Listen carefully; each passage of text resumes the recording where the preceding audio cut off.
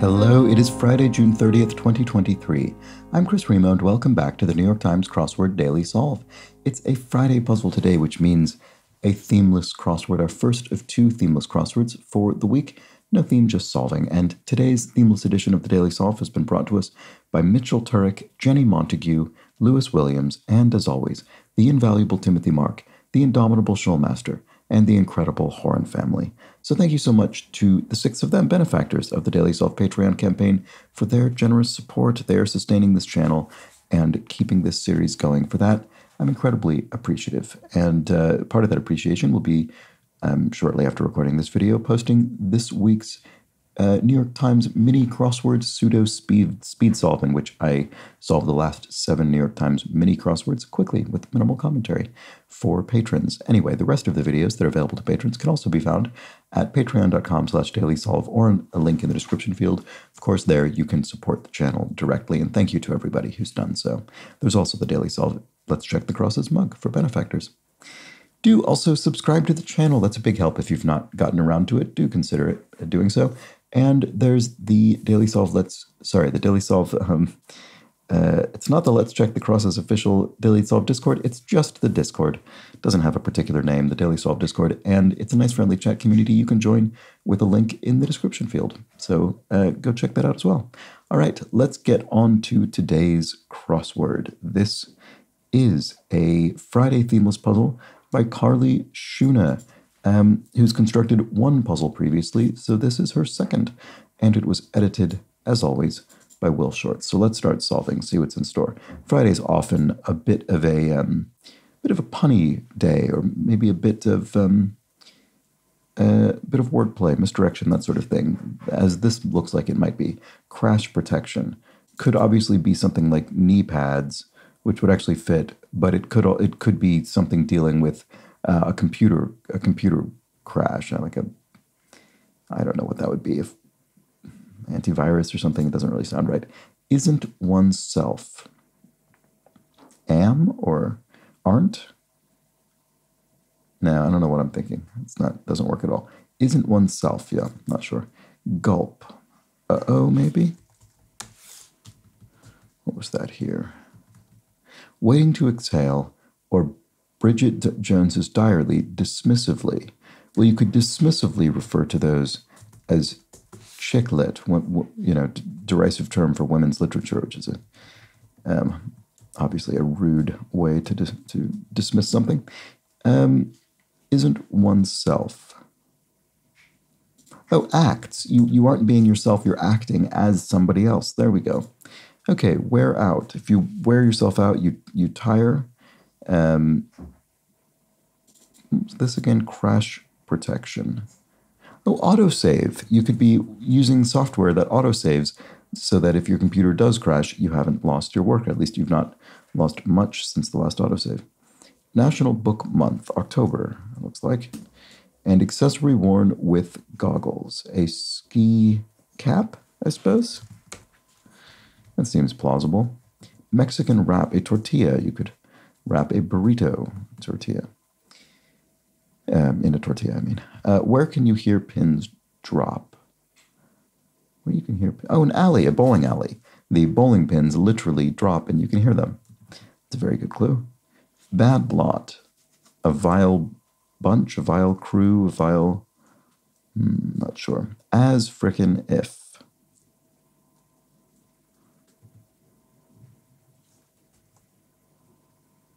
I guess this could be ski hat. As frickin' if.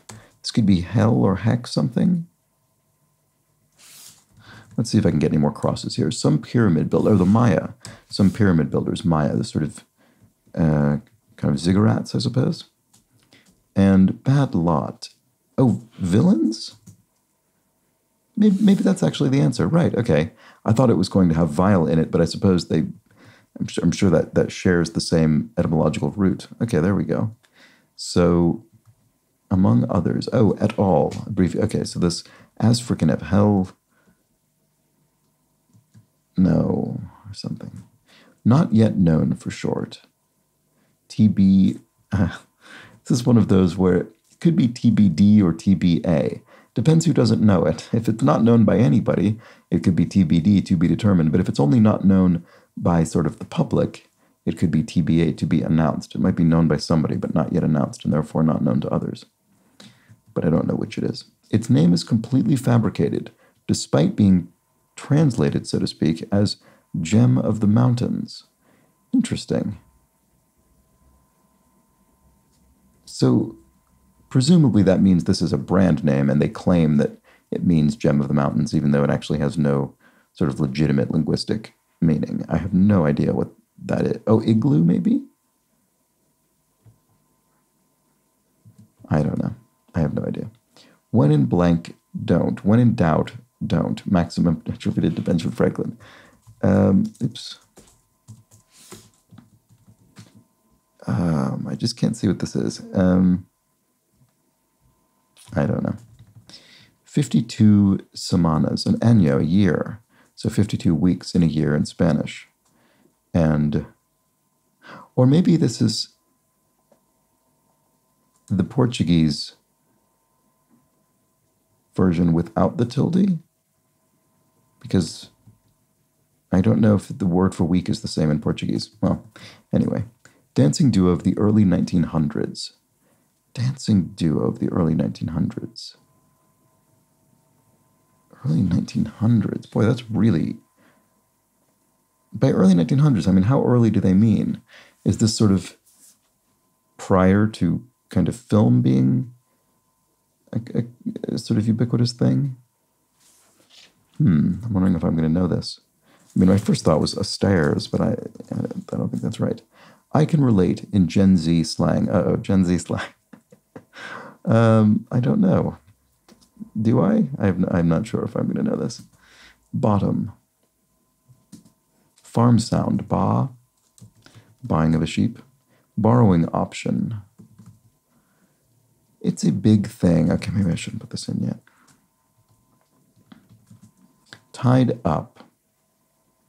Busy. I'm tied up. I'm very busy. I'm solving a crossword right now. Cartoon mouse on The Simpsons. Oh, right. Okay.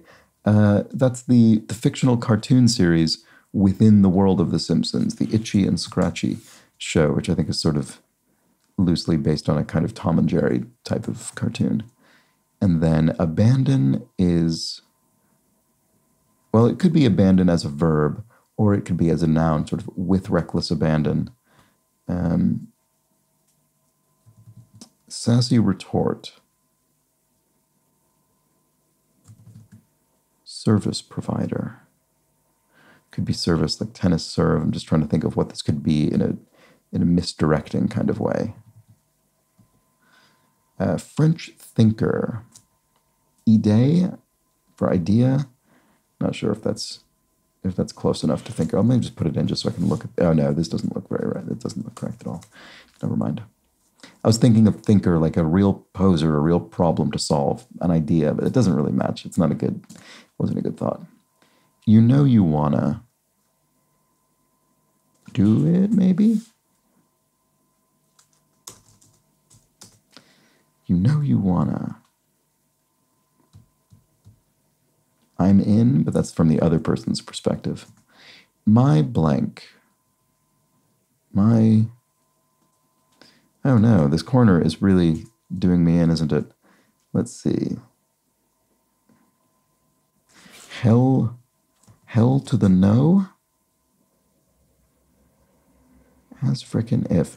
I mean, the reason I'm sort of jumping to that kind of construction is because we're sort of dragging out the phrase as if in a kind of not really lightly sort of profane way, and then you're doing the same thing here. You're kind of dragging out the phrase, and it has a similar level of sort of light crudeness. And you could sort of imagine the same person kind of demographically, I guess, kind of using that phrase. I mean, it's the kind of thing that I guess would have been around when I was growing up, that kind of phraseology. So maybe that's why it popped into my mind and not whatever the Gen Z slang is. Okay, French thinker. I still don't know if this is correct. You know you wanna My blank. I mean, I just feel these could be anything. I'm sure they'll be obvious in retrospect. It's a big thing. Not yet known. Okay, right. That was... Oh, I haven't gotten anywhere. Oh, Idaho, maybe? Oh, yeah, actually, that's plausible. I should have been thinking about the relationship between TBA, TBD, and this. It's not going to be TBD, probably. This doesn't look like a word. I mean, it could be a word, but it doesn't look like one. But Idaho sort of sounds like it could be plausible here. I wonder. It's a big thing. This H doesn't look good, though. I don't know. I'm fairly confident about the A here, though. Maybe I shouldn't put it in there. I'm just asking for trouble. I really think it's Idaho. So what do I think this is? It's a big thing.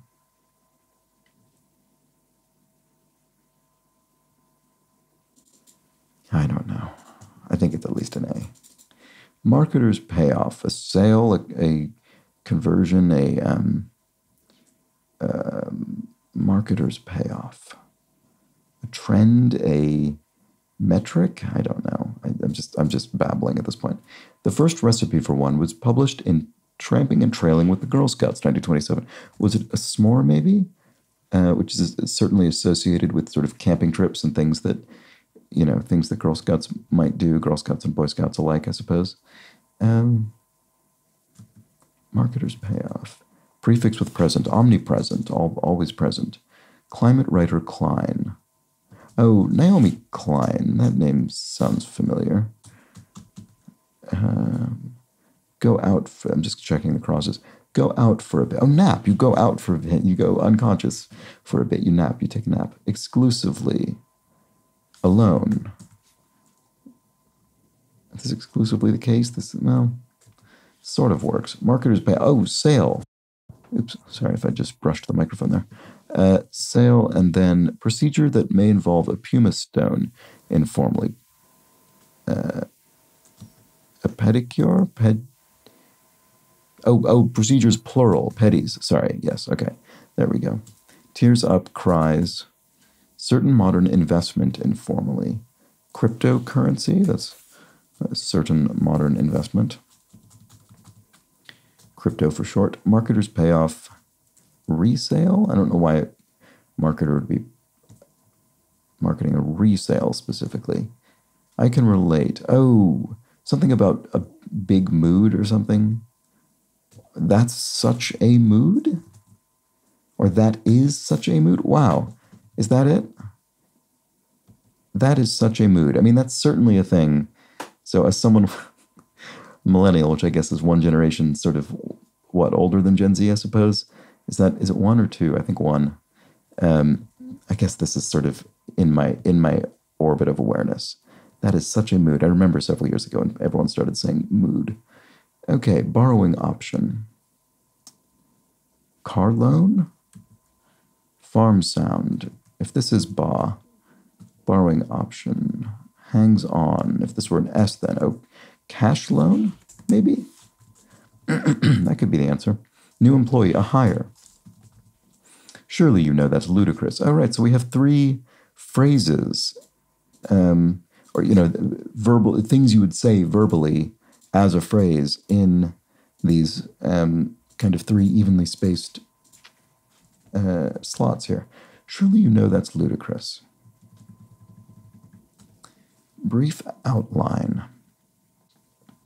Brief outline. I'm gay. If you're simply briefly coming out, that would, I guess, be possibly the briefest way to say it.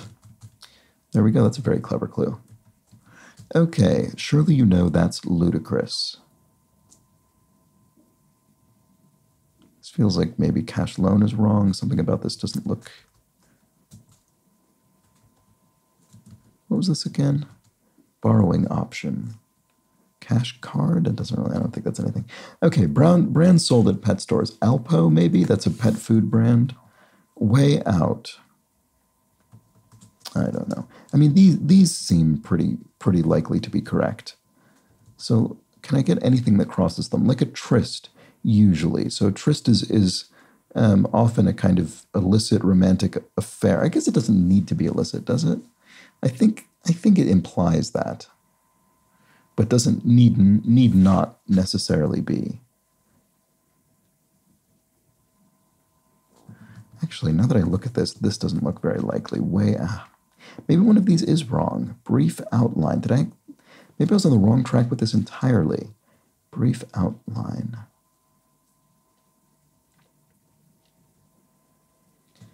I'm not sure. Maybe I have to delete that. That's frustrating. I thought that was pretty much a lock. Flight. Endanger. I mean, the crypto. There's no way that's wrong with that C and the R. That's clearly correct. Endangered Predator of the Southwest. Menken, who wrote the music for The Little Mermaid, Beauty and the Beast, and Aladdin. Alan Menken, famous writer of songs for film, many Disney films. Flight.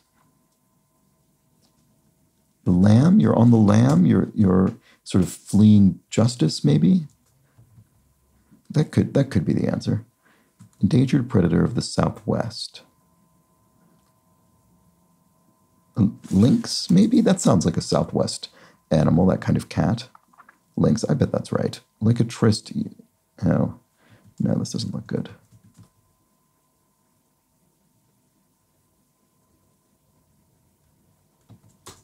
I don't know. Like a tryst. One-on-one? It's kind of a weird way to describe a tryst, but is there any way it works? Endangered Predator. This puzzle's taking me ages. Only mere. Dining option where bow ties might be expected.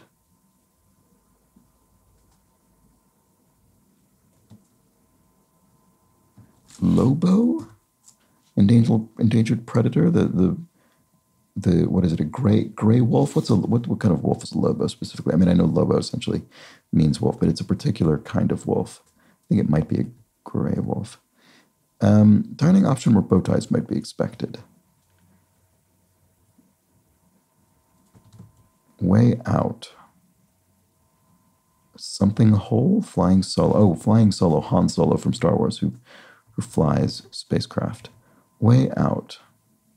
Trap hole? A loophole. A way out of a restriction, some kind of regulation or something. Okay, this is cash loan. This isn't I'm gay. Brief outline. What is it? Dining option where bow ties might be expected.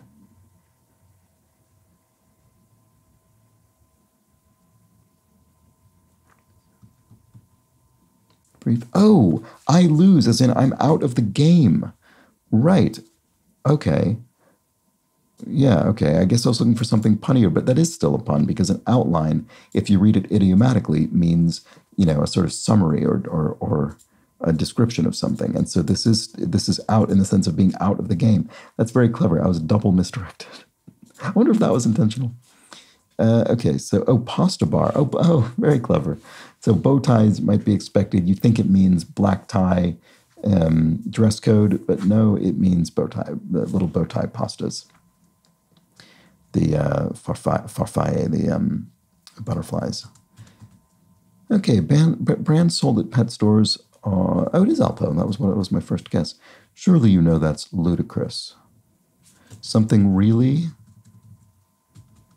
Business card abbreviation. No, maybe not. Well, I mean, I guess it could have a suite number. It could be a business address.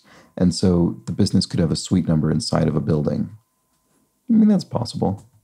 Hangs on. Oh, lasts. Oops. Pedestrian caution.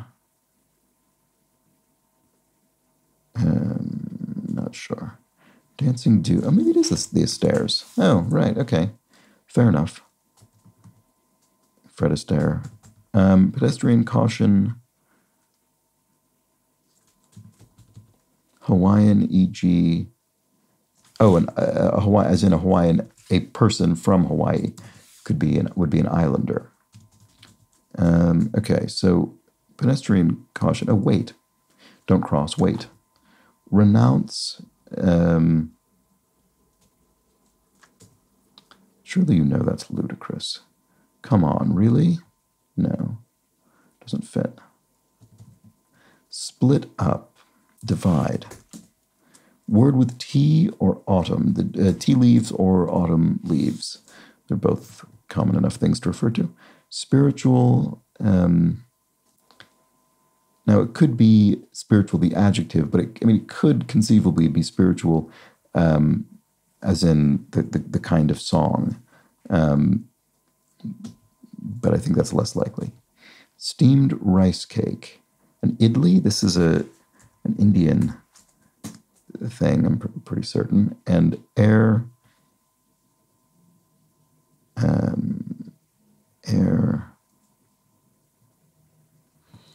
True Blood actress blank Rachel Wood. I've certainly heard the name Evan Rachel Wood. I've never seen True Blood, but this seems very, very likely to me. Surely you know that's ludicrous. Really? Okay, so these are all sort of similar, kind of tonally similar phrases. You can imagine them almost in the same conversation in a way. Okay. Spiritual. Oh, your spiritual life, your inner life. And then air. Oh, you're mean. So your kind of comportment, or you put on a particular air, a particular mien. You have a particular kind of, I don't know, the vibe you're giving off, I suppose. All right. So inner there. Renounce something used to waive. I waive my rights. I renounce my rights in this situation. Lipstick choice. A matte lipstick as opposed to gloss. So sort of, a flatter kind of finish rather than a shinier one. Up. Roll a part in a play or a film, for instance. And well. Chevrolet offering. Strength. Brawn. As in brains and brawn, intelligence and strength. Bottom, the lowest. I'm at my lowest. I'm at my bottom. This doesn't look very correct, does it? Maybe. Oh, no. This is correct. You did this. You solved this puzzle well. You solved it aptly. There we go. Okay. And then urge, or it was appropriate, it was apt.